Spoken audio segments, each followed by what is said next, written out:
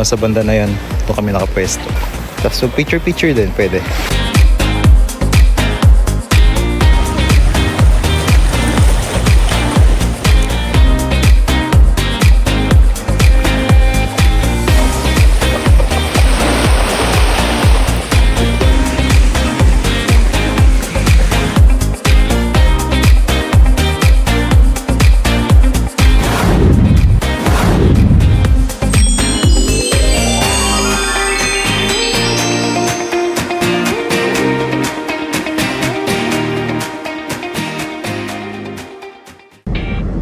Hi guys! Good morning! Another day, another vlog. Pupunta tayo ngayon ng Dasol, Pangasinan. Ngayon nasa Tarlac na tayo. Tapos medyo mahaba yung biyahe dito. Pupunta ng Dasol, kulang 5 hours. So, meron pa tayong remaining na 3 hours and 32 minutes sa ating biyahe. So estimated pa lang to, no? Baka mas sumaba pa dahil sa traffic. Maganda yung beach doon sa Dasol, para siyang bulinaw, kung kulay white yung sand. Tara, samahan niyo kami. Let's go!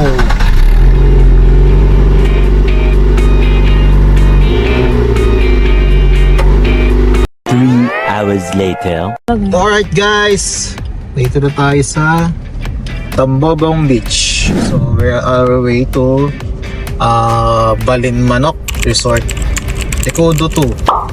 Balinmanok, di ba Balingasay? Ay, iba pala yun. Sa Bulinaw yun.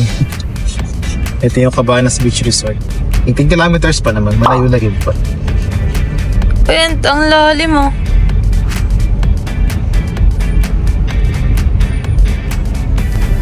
Hey guys, if you are on your way papunta dito sa Balinmanok, Tecodo 2, expect nyo yung mga pali-pulikong daan na uphill and downhill. So, muna si espresso. Tapos kasi may mga matatarik siyang daan. Kaya doble ingat lang kasi walang mga harang yung ibang gilid ng kalsada. Mga mag-overshoot kayo sa ibang mga may mga bangin na medyo malalalim. So ingat lang.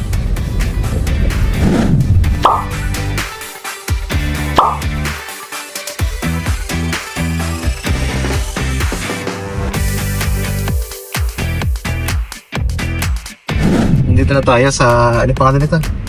Balinmanok. Tecodo to. Medyo challenging yung daan niya papunta dito sa resort. Hindi pa develop yung yung daan doon sa bandang bungad. Kaya expect nyo na hindi kaganda yung daan.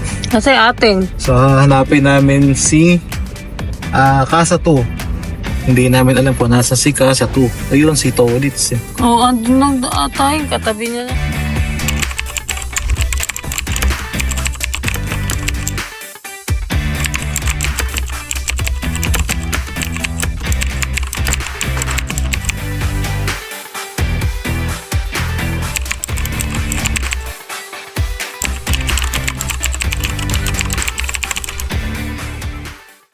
Hello guys, update. So di tayo natuloy sa Balinmanok. Medyo nagkaroon kasi ng maliit na issue. So dito tayo ngayon sa Osmeña Point Resort. Sobrang accommodating ng mga staff nila. So dito na kami tumuloy. Magpa-park na kami doon sa may tabi ng stay namin. Bukas dito kami doon sa bandang malayo sa beach, pero bukas ililipat daw kami dito sa beachfront.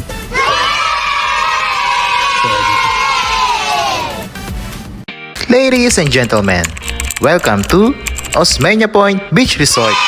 Buti na lang at may available pa silang unit. Pagkabayad ay lumabas lang muna kami sandali upang bumili ng iluluto para sa aming hapunan. Di ba? Beach pa lang, panalo na. Mukha ng haggard na magbabakasyon. Paalala mga amigo at amiga, bring your own lahat dito sa Osmeña Point maliban lang dito sa kanilang provided na ihawan. Nagdala ng butane stove upang makapagluto kayo na mabilis. Ngayong buwan ng Marso, hindi pa ganun karami ang turista na nagtutungo dito sa beach ng Dasol. Kung hindi nyo type mag-avail ng kanilang accommodations, maaari naman kayo magdala ng inyong tent at iset up ito sa harap mismo ng beach. Pagkatapos magluto ng aming hapunan ay tinungo na namin kaagad itong dalampasigan upang ipasyal itong aming mga alaga.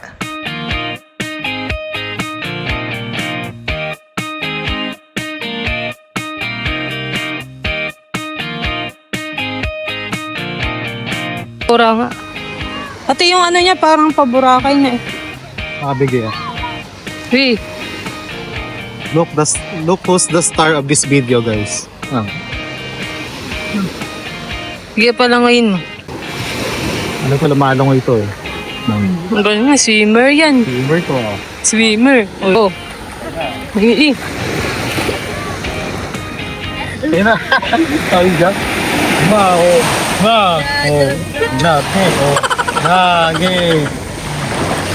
Hello guys, so it's been 2 hours simula nang dumating kami dito sa Dasol. Makakain na tayo. Pagkain natin ngayon ay ensaladang talong, bangus, yung kinihaw na hotdog. Tara, kain tayo.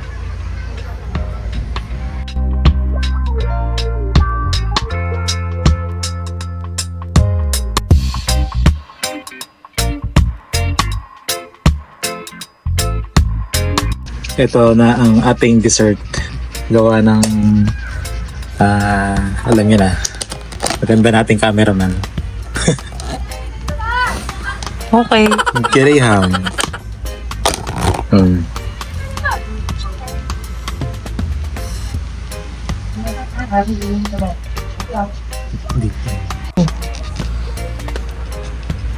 Tikman natin.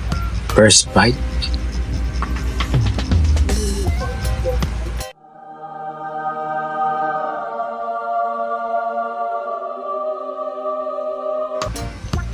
Sarap. Kakainis. Sarap. Pengi daw to. Lo, tino yun. Oh, Ako. yun. Pagkatapos maghapunan ay iniligpit na namin ang aming mga gamit. Nakahiwalay kasi ang cottage na nakasign sa amin at medyo may kalayuan sa mismong accommodation. Occupied kasi ang cottages na malapit sa amin kaya dito kami napunta. Anyways, inakay ko na ito ang aming mga alaga patungo ng room dahil naroroon ang kanilang mga pagkain. What we like about this resort is super pet friendly ito. So kung may pets din kayo at naisip silang dalhin sa beach, perfect itong resort nila. We are lucky to have an available air-conditioned room when we walk in here in Osmeña Point. Kahit hindi ito beachfront, sulit naman. Hindi namin nakunan ang loob nitong kanilang AC7 unit. Pero mayroon ditong double deck na good for 4 persons at isang malaking bed mattress na kasyang-kasya for 2 packs.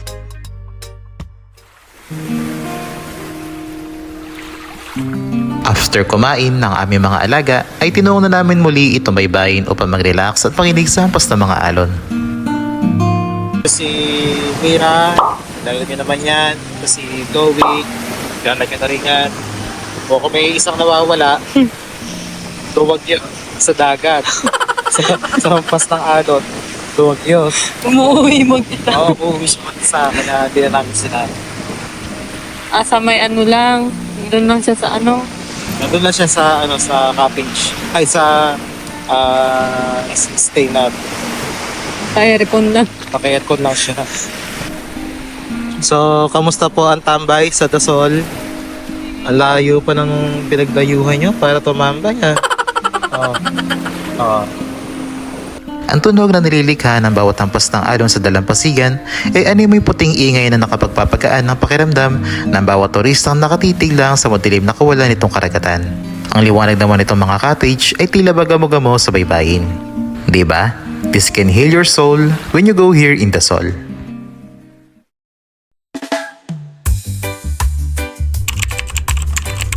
Magandang umaga mga amigo at amiga. Nagparingas na agad ako ng uling at aganda na kami ng aming agahan. Anong masarap?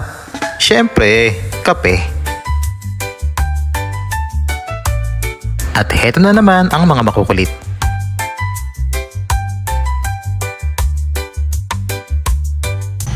Hello guys, good morning. Today is Sunday. Gumawa tayo ng ating hot choco and Spanish latte. Feeling barista. Grabe, ang aga nagwa-water activity ng mga guest. Kaingit.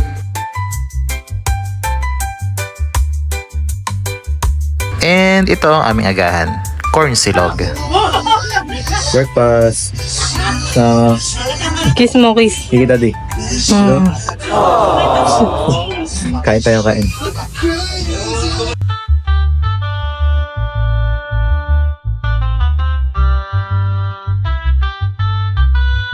Tara, kain tayo.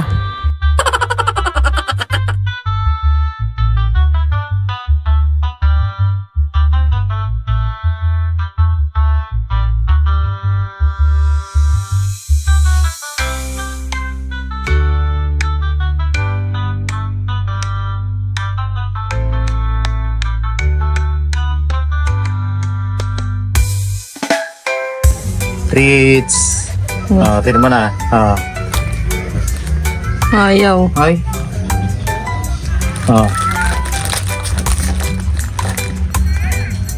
Ayaw niya.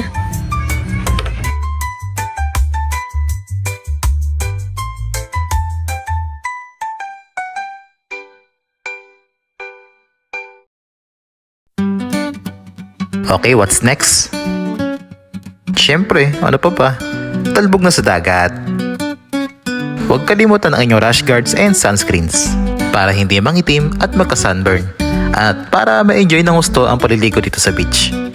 Puting-puti, no?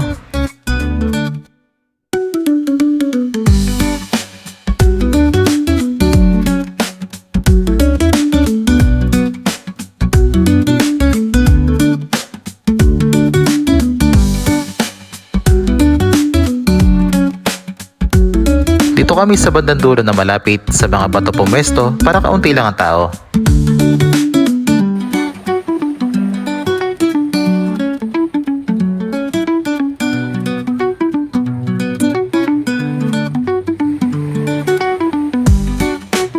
Inilusong namin itong mga alaga namin upang mapawi ang init. Saktong-sakto sapagkat medyo malamig pa naman ang tubig nitong dagat. Mga 9 o'clock pa lang siguro nito pero tirik na ang araw. Kaya tip mga amigo, lumabas na at magtampisaw sa dagat ng mas maaga. Pwede na siguro mga 7 o'clock para hindi ganun kainit at hindi rin ganun kalamig ang tubig. Oh, load lang muna kayo dyan ha. Enjoy lang namin itong beach.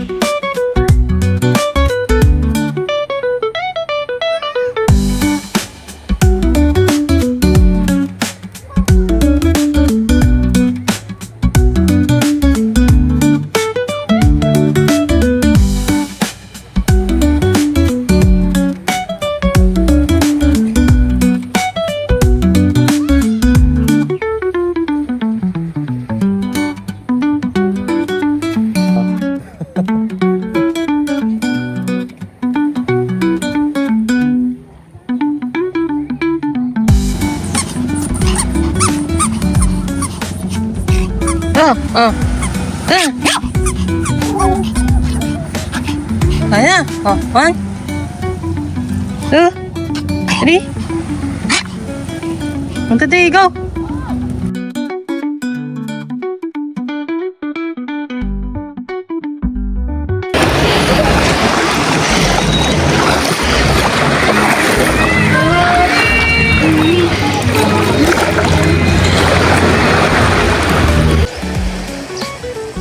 Uy! Ito pala kayo. Ay, ding-dong. Mga tayo ng improvised na ano natin, sunshade. Medyo mainit eh. Ganda rito sa Dasol. Siyempre, Ribiate parang Boracay na naman. Ganda ng buhangin niya eh. Dito mabato. Corals, hindi siya Medyo may mabato. bato-bato doon. Doon wala. May konting bato lang pero Doon sa gawi doon. Doon sa... makakapaglakad pa rin naman makakapaglulupit na Dito medyo may bato. dalang pasigan. Ganda ng beach. Ito, tingin ko ang pangatlo sa pinakamagagandang beach na napuntahan namin. Pangalawa, yung sa Ilocos, yung sa Ud. Tapos, syempre, una Boracay. Ito pangatlo, rank natin pangatlo. Ganda. Bukod sa konti yung tao, makakapag-enjoy ka sa dagat kasi malinaw eh. Ito, yung sa harap ng beach mo, makakaligo kayo. Ganda. Ayun ay alon. Ayun na yung parang station 1. Yung parang sa station nun. Ano? Yung sa Boracay na ano. Parang grotto eh, no? Yes, that's right. Nahahawig itong malaking tipak ng batong ito sa grotto ng Station 1 sa Boracay. Ay, ang ganda ng kalikasan.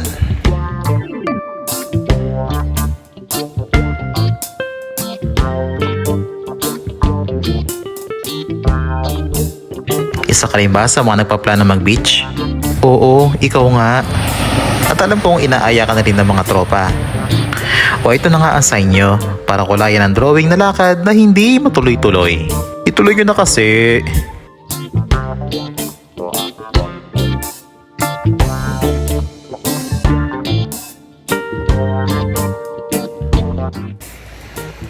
Pinaliguan natin yung mga aso natin. Tingnan niya. Ayan ah. Mukhang kawawa. Ay pa isa ah. Best swimmer yan. Napumiranian. Yung isa hindi na mapakali. Mira. Alam nyo guys, dito sa Dasol, mas maganda siyang paliguan kapag bandang 12, yung papahapon na. Kasi yung tubig niya, ayan, nag-high tide. Yung tubig, umaabot na rito sa white sand. Mas malalim na lang kaunti, kaya makakapaglangoy na. Ayun o, ganda. Mga bandang tanghali, masarap maligo. Mga 9, medyo mainit.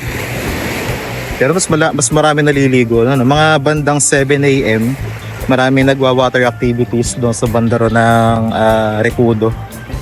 Si Recodo sa katong Osmeña Point, magkatabi lang halos. So mali ako kahapon kasi akala ko yung Balin Manok is yung Recodo lang. So sakop pala niya tong Osmeña Point. Balin Manok din ito. So kung alam niyo yung island do sa Boracay, yung grotto, parang may grotto rin siya rito na maliit ayun. Ito ba? Yun. Yan. Parang grotto siya na maliit. May maliit na island. Tapos may mga bato rin siya dito.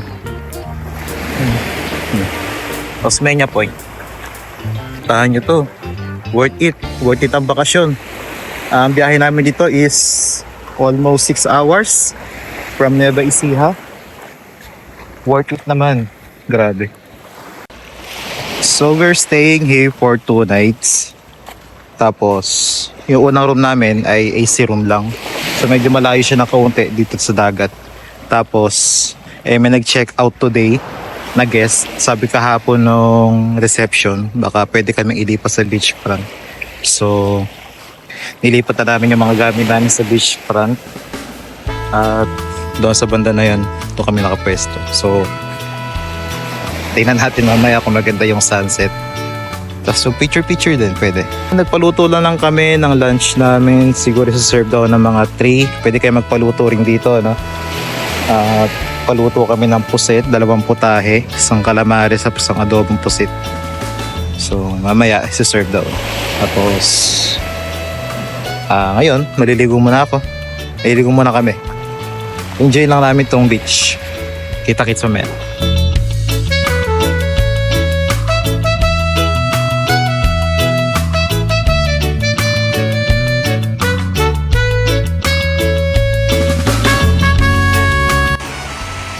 Tama yung sun.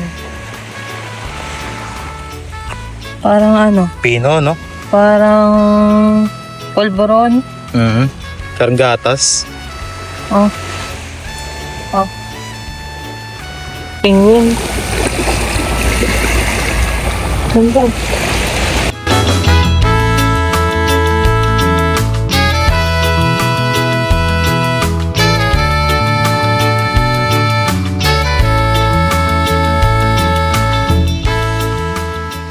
Guys, lunch. Hindi nakakaya, maraming tao eh. Lunch tayo, nagpaluto tayo ng adobong pusit saka ng calamares. Iba ng view. Yan, binibigyo namin. Beachfront na. Kanina hindi eh. Kahapon hindi. Ngayon, ayan, beachfront lang. Mas enjoy ngayon. Kain. Tara.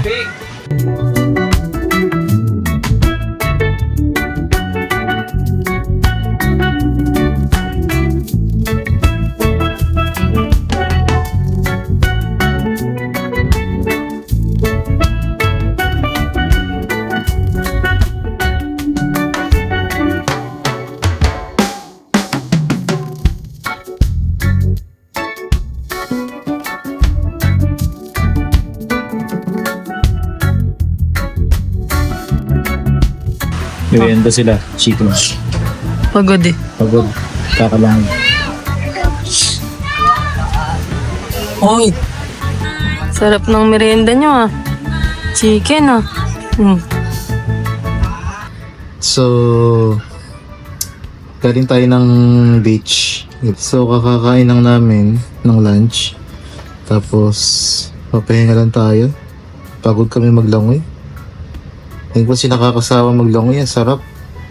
Mamaya ulit matutulog lang kami. Tapos, palabas na kami. Mamaya nga, patigan natin yung sunset. That's all.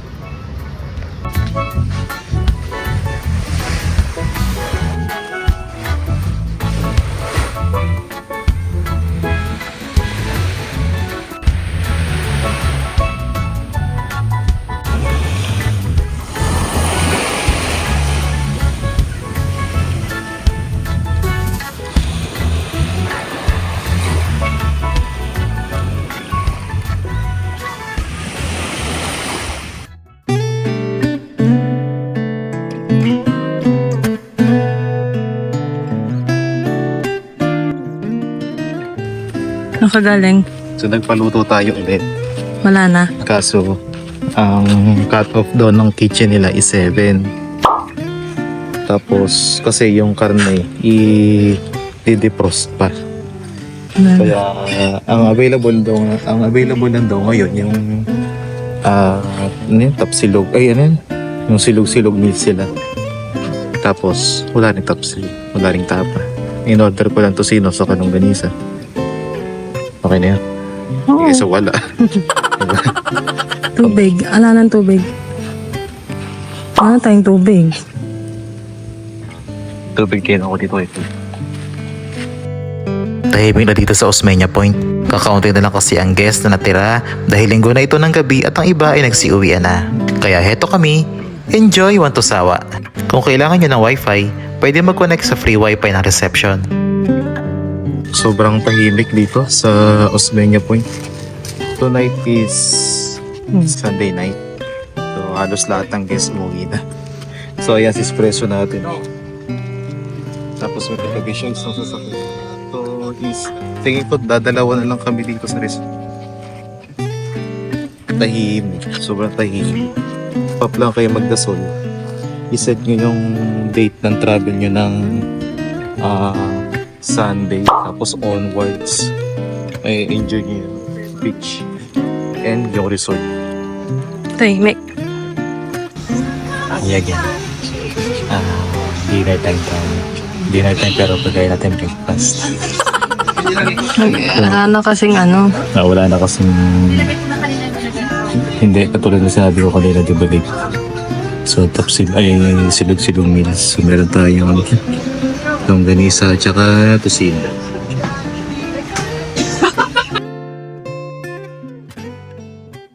So another good thing dito sa Osmeña Point, meron silang mga ganitong mga upuan, mga beach bench. Ayun. Marami. So pwede kayong tumambay. Makinig lang yan sa hampas ng alam tuwing gabi. Uubos ang energy. Hanggang ngayon, laro pa rin. Oh. Tignan mo, nagtitrick, sumiikot. Tignan mo, paikutin mo yung bola. Ikot mo nga, oh. Oh, galing ah. Nagpe-perform ah, oh. Sige ba, sige.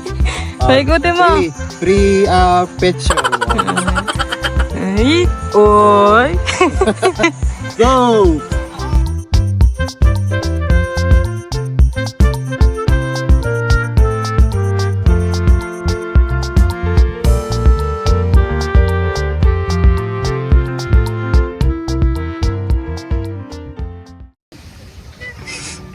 Iniwan namin yung tatlong aso namin doon sa room. Tahol ng tahol. Gusto pa namin mag-stay kahit mga ilang araw pa. Iba yung effect nitong dasol. Parang ayaw kanyang pakawalan pag nandito ka. Mas iba kasi yung comfort kumpara mo sa ibang beach resort, sa ibang beach dito sa Pangasinan. Lalo na pag weekday. Lalo na pag weekday, sobrang tahimik. Katulad niya na nag-iuwian na yung mga tao. Kami na lang yun nandito. So nakakapanghinayang kasi uuwi na rin kami bukas. Tatambay lang kami dito ng ilang minuto. Tapos, tutulog na kami. Goodbye Dasol na. Picture muna bago mag-check out.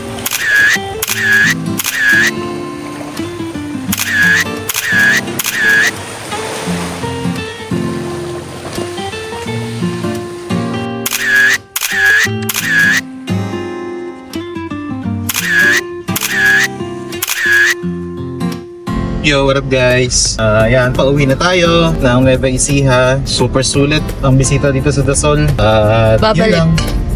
Pabalik ulit. At po naman, babalik at babalikan mo talaga kasi sobrang ganda ng beach nila. Saka yung staff doon sa may Osmeña Point, ang babait. Wala akong masasabi. So yun lang, if you like this video, please like, share, and subscribe. And see you soon sa aming next vlog.